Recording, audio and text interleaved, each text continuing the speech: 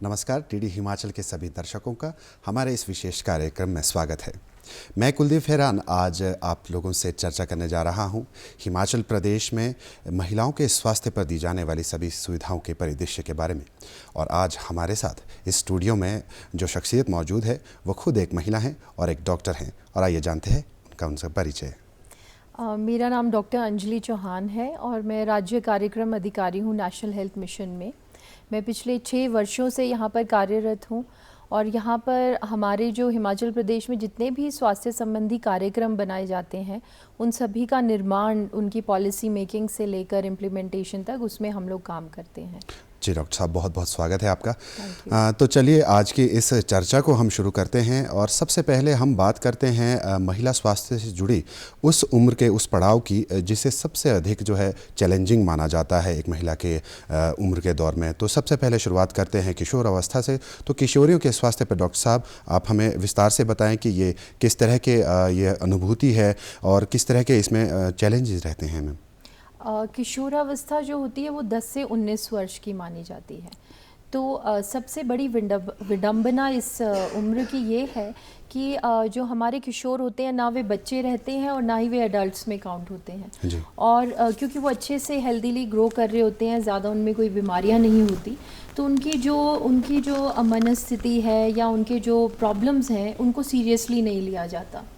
तो इसीलिए एक अलग नेशनल लेवल पे कार्यक्रम बना है किशोरों के लिए, जिसे राष्ट्रीय किशोर स्वास्थ्य कार्यक्रम के नाम से जाना जाता है।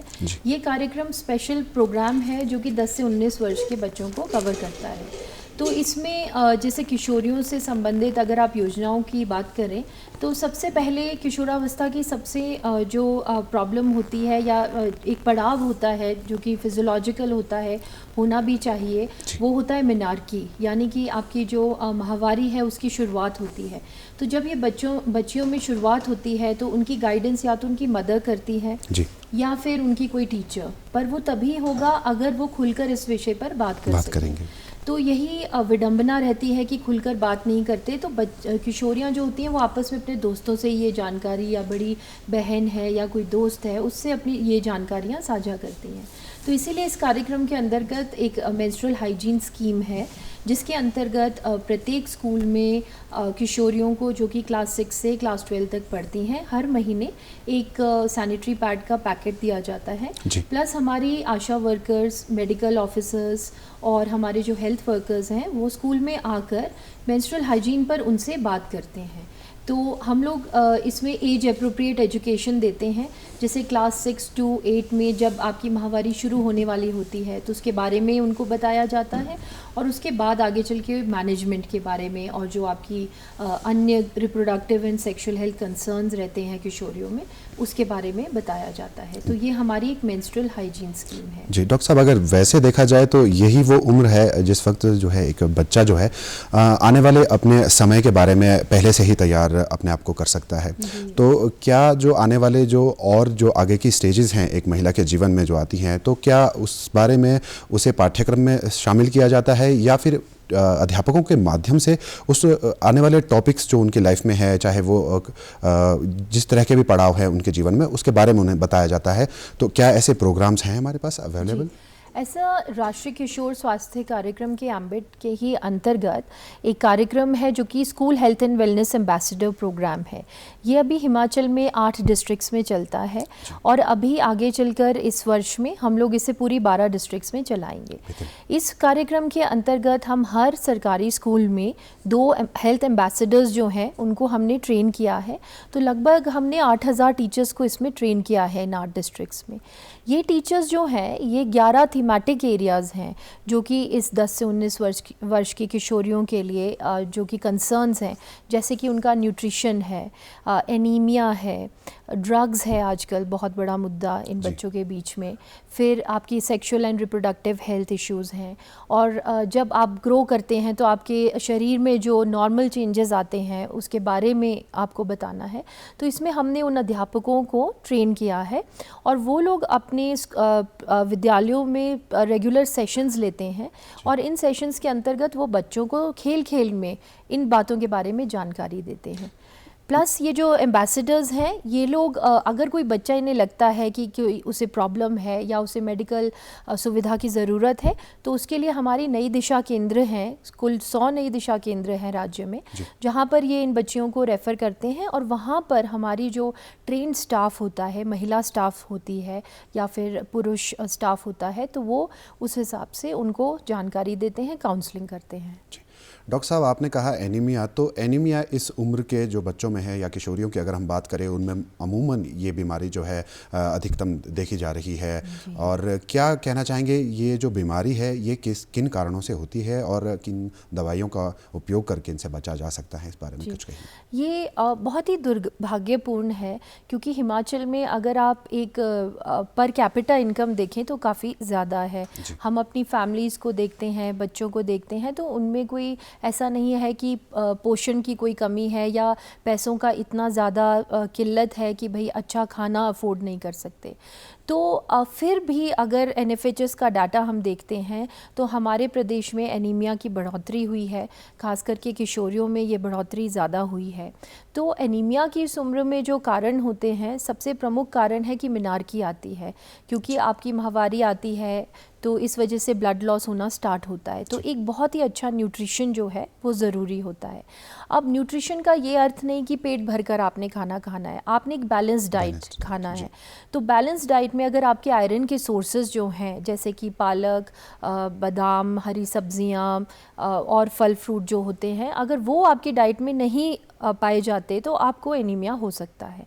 तो इसके लिए भी स्कूलों में कार्यक्रम चलते हैं, ये पूरे पब्लिक और प्राइवेट स्कूल्स में चलते हैं, जिसके अंतर्गत हम आयरन फोलिक एसिड की नीली गोली के नाम से बच्चे जानते हैं इसको। तो नीली गोली प्रत्येक हफ्ते एक टीचर्स जो होते हैं वो भी असेंबली में खाते हैं, प्लस बच्चों को वो देते हैं खाने के लिए। तो सबसे पहली चीज़ है कि बच्चों को ये गोली ज़रूर खानी चाहिए जो स्कूल में उन्हें सुविधा मिलती है। इसके अलावा हमारी एक RBS के टीम्स हैं, राष्ट्रीय बाल स्वास्थ्य कार्यक्रम के अंतर्गत मोबाइल हेल्थ टीम्स हैं। तो उसमें हमारे आयुर्वेदिक डॉक्टर होते हैं, लेबॉर्ट्री टेक्नीशियन होते हैं, तो ये लोग जाकर स्कूलों में जाकर एनीमिया की जाँच करते हैं। तो और हमारे हेल्थ एंड वेलनेस एम्बेसडर्स भी हैं, जिन्हें हमने सिखाया है कि किस तरह से बच्चा अगर स्लगिश हो, पढ़ाई में उसका ध्यान नहीं लग रहा है, सुस्त है, खेल कूद में तेज़, मतलब पहले खेलता था अब इनएक्टिव हो गया है, या फिर पीलापन उसमें दिख रहा है, तो शायद ये एनीमिया के लक्षण हो सकते हैं। तो ये 3-4 चीज़ें हैं जिस प्रकार से उनको हम आइडेंटिफाई करते हैं बच्चों को, और फिर बच्चों को किसी भी नियरेस्ट स्वास्थ्य केंद्र में PHC हो चाहे सब सेंटर हो, वहाँ भेजा जाता है और वहाँ पर उनको एक ट्रीटमेंट के तौर पर आयरन फोलिक एसिड की गोलियाँ दी जाती हैं। तो सबसे इम्पॉर्टेंट इसमें मैसेज रहेगा कि जो आपको स्कूल में गोलियाँ मिलती हैं वो गोलियाँ होती हैं आपको प्रोफाइलैक्सिस के लिए, कि आपका जितने आयरन स्टोर्स हैं वो आपके अंदर रहें। पर अगर आपको खून की कमी है तो आपको डॉक्टर के पास जाकर इन गोलियों को रोज़ खाना पड़ेगा। सो तब तक खाना पड़ेगा जब तक कि आपकी आयरन की कमी दूर नहीं होती है, हो जाती और आपकी रिपोर्ट्स नॉर्मल नहीं आती है। हाँ जी। तो डॉक्टर साहब, ये तो बात हुई किशोर अवस्था की, किशोरियों के उन चैलेंजेस की जिनकी हम अभी तक चर्चा की। तो अब बात करेंगे हम अगले पड़ाव के बारे में, और अगला पड़ाव है इससे भी मुश्किल, क्योंकि नारी का जो जीवन है वो वैसे तो बहुत ही चैलेंजिंग ही रहता है सारी स्टेजें। किसी ने क्या खूब भी कहा है इस बारे में, एक पंक्ति आपसे साझा करना चाहूँगा कि उसे नारी कहिए अबला और बेचारी नहीं, उसे नारी कहिए अबला और बेचारी नहीं, वो किस्मत से कभी डरी नहीं, वो कठिनाइयों से कभी हारी नहीं। तो अगला जो पड़ाव है मैम, अगले पड़ाव की बात है वो है प्रेगनेंसी। तो प्रेगनेंसी जो है सबसे चैलेंजिंग एक इशू रहा है, हमेशा से ही रहेगा। और उसके अलावा अगर हम देखें हिमाचल के परिदृश्य में, अगर आप इस बारे में कुछ प्रकाश डालना चाहें कि हिमाचल प्रदेश में औसतन प्रतिवर्ष कितनी प्रेग्नेंट जो है महिलाएं, यूँ कहें कि गर्भवती महिलाओं का आंकड़ा है? देखिए, गर्भावस्था नारी के जीवन का एक बहुत ही महत्वपूर्ण पड़ाव है, और ये नेचर ने नारी को बायोलॉजिकली सुपीरियर बनाया है क्योंकि उसमें एक प्रजनन शक्ति है। परंतु अगर इसी गर्भावस्था में जो महिला है वो अपना ध्यान नहीं देती तो इससे काफ़ी सारी मैटरनल डेथ्स भी होती हैं। तो अगर आप आंकड़ों की बात करें तो हिमाचल में लगभग 90,000 से लेकर 1 लाख महिलाएं प्रति वर्ष गर्भावस्था से गुजरती हैं। और इन महिलाओं में बहुत सारी बीमारियां हैं, बहुत सारे मतलब मुश्किलें हैं, चैलेंजेस हैं जो गर्भावस्था के दौरान ये लोग फेस करती हैं। तो इसके लिए भी हमारे बहुत सारे कार्यक्रम हैं और बहुत सारी सुविधाएं हैं। तो इसीलिए मैं जैसे इस प्रोग्राम को देखती हूँ तो इसमें जब हम मैटरनल डेथ्स के आंकड़े भी देखते हैं, जैसे पिछले वर्ष 52 डेथ्स हुई थी हमारी मैटरनल डेथ्स। तो हालांकि ये जो हमारा इंडिया है उससे हमारा फिगर जो है बहुत अच्छा है, परंतु एक भी मृत्यु क्यों होनी चाहिए, यही मेरे जहन में आता है। जब इतनी सारी सुविधाएं हैं, हर बीमारी का इलाज है, कोई भी चैलेंजेस गर्भावस्था में आते हैं उसका ट्रीटमेंट है, तो ये इस तरह से नहीं होना चाहिए। डॉक्टर साहब, आम तौर पर गर्भवती महिलाओं को इस समय में आने वाली सबसे जो महत्वपूर्ण मैं कहूँगा क्या समस्याएं हैं जो अमूमन देखी जा रही हैं? इसमें क्या है कि जब आप की गर्भावस्था शुरू होती है, यानी कि आपका जो पीरियड्स की डेट है, माहवारी है, वो पोस्टपोन हो जाती है। तो सबसे पहली जो हम देखते हैं समस्या, जनरली लेडीज़ जो होती हैं वो बहुत लेट आती हैं अस्पताल, जैसे 3 महीने ऊपर हो जाती है डेट या 4 महीने ऊपर हो जाती है। इससे क्या होता है कि उनके शरीर में खून की कमी उस समय बहुत ज़्यादा हो जाती है। आपके शुरू के 12 हफ्तों में जो आपके अंदर गर्भ पल रहा है वो पूरी तरह से डेवलप हो जाता है। तो अगर उस समय किसी न्यूट्रिशन की कमी होती है तो कंजेनाइटल मालफॉर्मेशन जिसे हम कहते हैं, जिसमें कि बच्चा ठीक से नहीं बनता है। तो ये देखा गया है कि फोलिक एसिड की कमी से ऐसे कई सारे केसेस पाए जाते हैं जिसमें बच्चा ठीक से नहीं बनता है। और इसका एकमात्र कारण ये है कि जो महिला है वो उसने अपनी डेट मिस होने के काफ़ी लेट रिपोर्ट किया है। तो सबसे पहले मेरा यही मैसेज रहेगा कि जब आपकी डेट लेट हो जाती है और आपको लगता है कि आप गर्भवती हो सकती हैं, तो आप इमीडिएटली किसी भी नियरेस्ट स्वास्थ्य केंद्र में आएँ, चाहे वो आपका सब सेंटर है, चाहे आपका हेल्थ एंड वेलनेस सेंटर है कोई, वहाँ पर आकर अपना टेस्ट करवाएं और अपने आप को रजिस्टर करवाएं। इसको हम कहते हैं एंटीनेटल रजिस्ट्रेशन। उसके बाद वहाँ पर आपको जानकारी दी जाती है कि किस तरह से आपने अपने न्यूट्रिशन का ध्यान रखना है और किस तरह से आपने हर तिमाही में, जैसे 9 महीने होते हैं, तो हर तिमाही में आपने आकर वहाँ पर अपना टेस्ट कराना है, जिसमें हीमोग्लोबिन, आपका blood pressure, urine test, HIV और बहुत सारी स्क्रीनिंग आपकी की जाती है ताकि जच्चा बच्चा की जो सेहत है वो बिल्कुल ठीक रहे। जी, इसके अलावा मैं डॉक्टर साहब आपसे जानना चाहूँगा कि आप हमारे इस कार्यक्रम के ज़रिए दर्शकों तक ये जानकारी ज़रूर पहुँचाएं कि संस्थागत प्रसव जो है उसकी क्या उपयोगिता है, क्योंकि अभी भी शायद ऐसा है कि हमारे प्रदेश में अभी भी होम डिलीवरीज़ जो हैं कुछ 1% तक हो रही हों। तो कृपया इस बारे में बताएं और हमारे दर्शकों को ये जानकारी साझा करें कि संस्थागत प्रसव की क्या उपयोगिता है। देखिए, आपको जानकर हैरानी होगी कि हिमाचल प्रदेश में पिछले वर्ष के अगर आंकड़े देखें तो लगभग 4500 होम डिलीवरीज थी। तो ये बहुत बड़ा आंकड़ा था और ये एक चिंता का विषय भी है, क्योंकि आपको जब होम डिलीवरी होती है तो वहाँ पर स्पेशलाइज सर्विसेज नहीं मिलती हैं। तो इसलिए इंस्टीट्यूशनल डिलीवरी या संस्थागत प्रसव जो है इसकी बहुत ज़्यादा इम्पॉर्टेंस है। सबसे पहली बात यह है कि अगर आप किसी संस्थान से जुड़े हैं, जैसे हमने कहा था कि अर्ली एंटीनेटल रजिस्ट्रेशन आप करवाते हैं, तो जब आप रेगुलरली डॉक्टर के पास जाते हैं या स्वास्थ्य कार्यकर्ता के पास जाते हैं तो आपको कुछ दवाइयाँ जो ज़रूरी होती हैं गर्भावस्था में, जैसे आयरन, फोलिक एसिड, कैल्शियम, ये सब आपको दी जाती है। इससे क्या होता है कि जो गर्भ पल रहा है उसका वेट भी ठीक से बढ़ता है और जो माँ की जो सेहत है वो भी ठीक रहती है। और मैटरनल डेथ्स में अगर मैं आपको बताऊं कि 50 में से 25% महिलाएं ऐसी थी पिछले साल जिनकी डेथ केवल इसलिए हुई क्योंकि वह एनीमिक थी। तो गर्भ जैसे ही उन्होंने डिलीवर किया तो वैसे ही उनको पोस्टमार्टम हैमरेज हो गया, जो कि कंट्रोल नहीं हो पाया, जिस वजह से वो कोलैप्स कर गई। तो ये अगर एंटीनेटल टाइम में, यानी कि गर्भ के दौरान वो जाती, अपनी गोलियां ठीक से खाती, और अगर किसी महिला को गोलियां खाने के बावजूद अगर उनको कोई भी एनीमिया जो है उनका ठीक नहीं हो रहा तो इंजेक्शंस भी लगाए जाते हैं, तो उनका ठीक से ट्रीटमेंट होता है। तो इस तरह से उनका ट्रीटमेंट हो सकता था। अब आते हैं संस्थागत प्रसव पे। तो आप अगर एक संस्थान में देखिए, बहुत ज़्यादा यहाँ पे सुविधाएं हैं। जब आपने महिला ने अपने गर्भ डिलीवरी के लिए जाना है तो आप 108 को कॉल कर सकते हैं।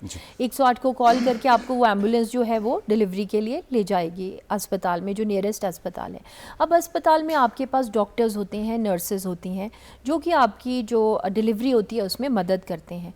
अगर आप छोटे सेंटर में हैं और अगर कोई कॉम्प्लिकेशन आ जाती है तो इमीडिएटली आप 108 से बड़े सेंटर में भी जा सकते हैं अगर आपको सिजेरियन सेक्शन करना पड़े या कुछ करना पड़े।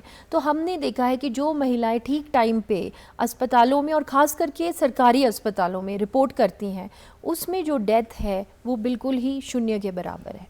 तो जैसे हम आपको बताते हैं, हमारा स्टेट हॉस्पिटल है कमला नेहरू अस्पताल, तो उसमें करीबन 2000 से 3000 के करीब साल में डिलीवरीज अगर होती हैं तो उसमें मैटरनल मॉर्टालिटी लगभग 0 के बराबर है, 1 या 2 मैटरनल मॉर्टालिटीज़ होती हैं।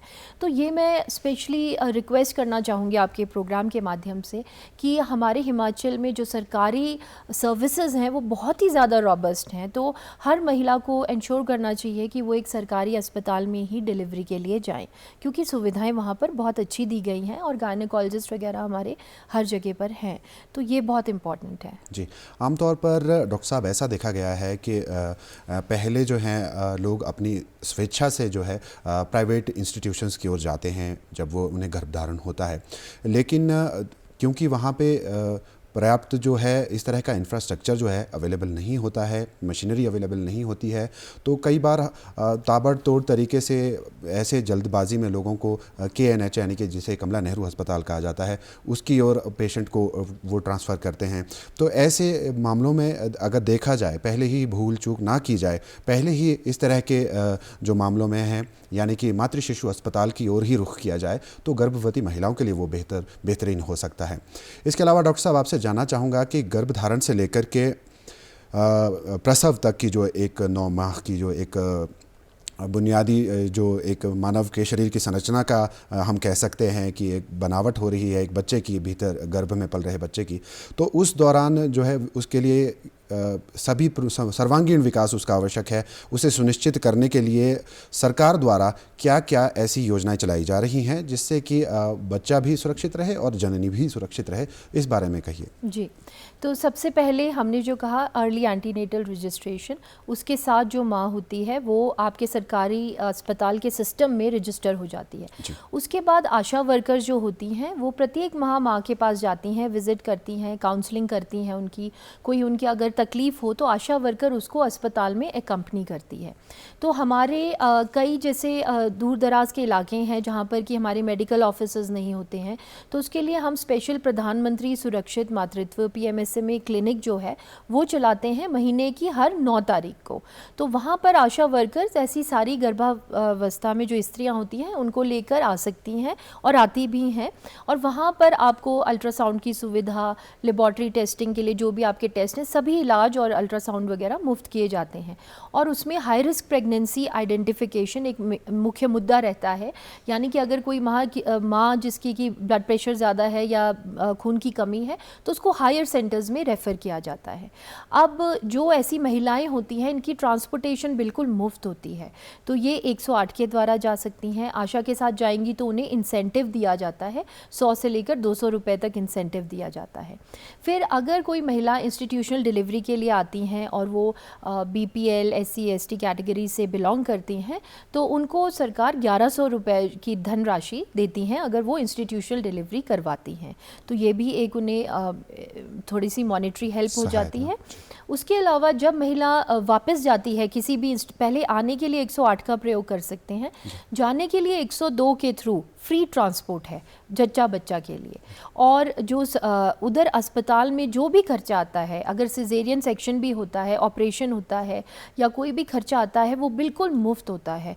माँ को कभी भी कोई भी खर्चा जो होता है वो नहीं करना होता है, और आप इसकी डिमांड भी हॉस्पिटल में कर सकते हैं। हॉस्पिटल मेडिसिन से लेकर कोई भी टेस्ट अगर करवाता है तो वो उसको रिएम्बर्स कराता है, पेशेंट से कुछ भी चार्ज नहीं होता है। इसके बाद जब माँ घर आ जाती है उसके बाद आशा वर्कर जो होती हैं शुरू के 42 डेज़ जो कि बहुत ही क्रिटिकल रहते हैं माँ के लिए और बच्चे के लिए भी, तो 7 से लेकर 12 बार विज़िट करती हैं घर पर, और अगर कोई भी प्रॉब्लम अगर आती है तो वो माँ को या बच्चे को लेकर अस्पताल आ जाती हैं। तो ये बहुत सारी सुविधाएं हैं जो माताओं के लिए हैं। आपने कहा ये शुरू के 42 दिन जो हैं किसी भी माँ के लिए बहुत ज़्यादा चैलेंजिंग रहते हैं, तो इस एक पर्टिकुलर दौर में उन्हें किन किन बातों का ख्याल रखना चाहिए? देखिए, अगर इंस्टीट्यूशनल डिलीवरी होती है तो पहले माँ की बात कर लेते हैं। तो माँ के लिए है कि सबसे पहले जो रक्त रिसाव हो रहा है उसमें उसे ध्यान रखना चाहिए कि वो ज़्यादा ब्लीडिंग ना हो। अगर उसके ज़्यादा ब्लीडिंग होती है तो इमीडिएटली उसे डॉक्टर के पास रिपोर्ट करना चाहिए।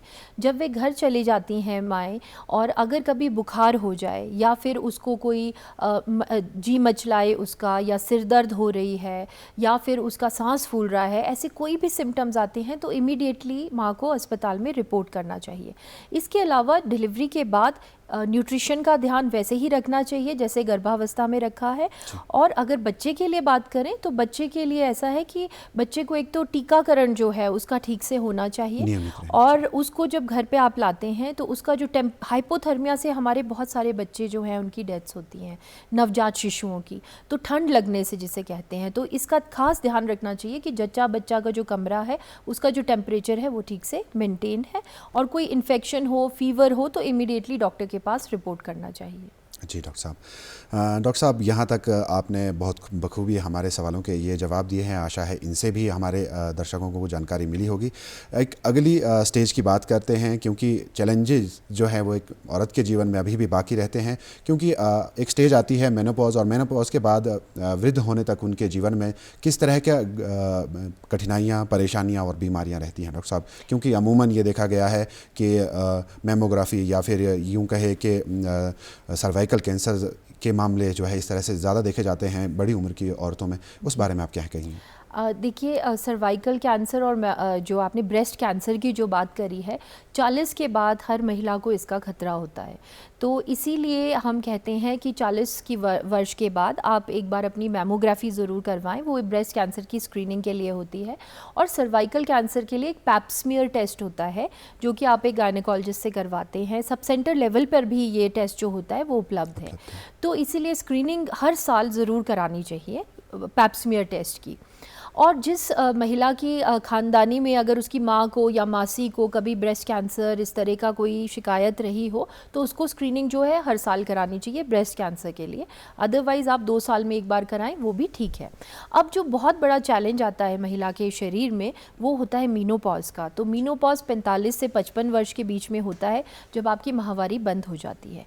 तो इससे क्या होता है कि महिला के शरीर में कुछ हार्मोन्स होते हैं जो कि बहुत प्रोटेक्टिव होते हैं हार्ट के लिए, हड्डियों के लिए। तो वो हार्मोन बिल्कुल ख़त्म हो जाते हैं। तो जैसे ये हार्मोन ख़त्म होते हैं तो हड्डियों की तकलीफ़ हो जाती है, जिसे ऑस्टियोपोरोसिस कहा जाता है। हार्ट में भी बहुत सारे चेंजेस आने लग जाते हैं, ब्लड प्रेशर बढ़ जाता है, कोई हार्ट की प्रॉब्लम हो जाती है, क्लॉटिंग के ज़्यादा शिकायतें रहती हैं। तो इसीलिए मीनोपॉज के बाद महिलाओं को ज़रूर जाके डॉक्टर से एक बार सलाह लेनी चाहिए, और अपना जो कैल्शियम का कोर्स है वो ज़रूर खाना चाहिए अपनी हड्डियों के लिए। इसके अलावा अगर हार्ट की भी एक बार जो डिफरेंट टेस्ट होते हैं वो करवाने चाहिए, ब्लड प्रेशर है तो उसकी दवाई खानी चाहिए, और अपना जो लाइफस्टाइल चेंजेस हैं कि अपना जो व्यायाम है वो करना चाहिए, या फिर अपना जो खान पान है उसमें लो फैट डाइट जो है उसका सेवन करना चाहिए, ताकि वो डायबिटीज़, हाइपरटेंशन, कैंसर जैसी बीमारियां और जो हड्डियों की बीमारियां उनसे बच के रहें। जी डॉक्टर साहब, इसके अलावा एक शब्द हमने पढ़ा है, उसका नाम है आशा स्क्रीनिंग। ये आशा स्क्रीनिंग क्या है और इसका क्या पर्पस है? आशा स्क्रीनिंग डे केयर सेंटर्स या फिर एल्डरली वुमेंस के लिए इसमें इस्तेमाल किया जाता है? देखिए, ये है डे केयर सेंटर्स। जो डे केयर सेंटर्स हैं वो हमारे हिमाचल में अभी 3 ही डे केयर सेंटर्स हैं। ये एक ऐसे सेंटर्स हैं जिनमें फ़िज़ियोथेरेपी की फैसिलिटीज़ जो है वो एल्डरली वुमेन को और मेन को भी दी जाती है। एल्डरली पॉपुलेशन जो होती है उन्हें डॉक्टर की सुविधा दी जाती है, जहाँ उनके ब्लड प्रेशर स्क्रीनिंग और जो भी नॉन कम्युनिकेबल डिजीज़ हैं, जैसे आपके ब्लड प्रेशर या फिर anaemia, not anaemia, blood pressure या फिर हार्ट की कोई प्रॉब्लम है उसकी स्क्रीनिंग की जाती है। और फिर जैसे जोड़ों में दर्द है या कोई और इस प्रकार की तकलीफ है उसके लिए फिजियोथेरेपी ट्रीटमेंट जो है उनको इन डे केयर सेंटर्स में दिया जाता है। जी डॉक्टर साहब, बहुत बहुत धन्यवाद हमारे स्टूडियो में आकर के हमारे दर्शकों के साथ ये तमाम जानकारी साझा करने के लिए। कार्यक्रम में फ़िलहाल दर्शकों इतना ही। अगला कार्यक्रम लेकर के फिर हाजिर होंगे। नमस्कार।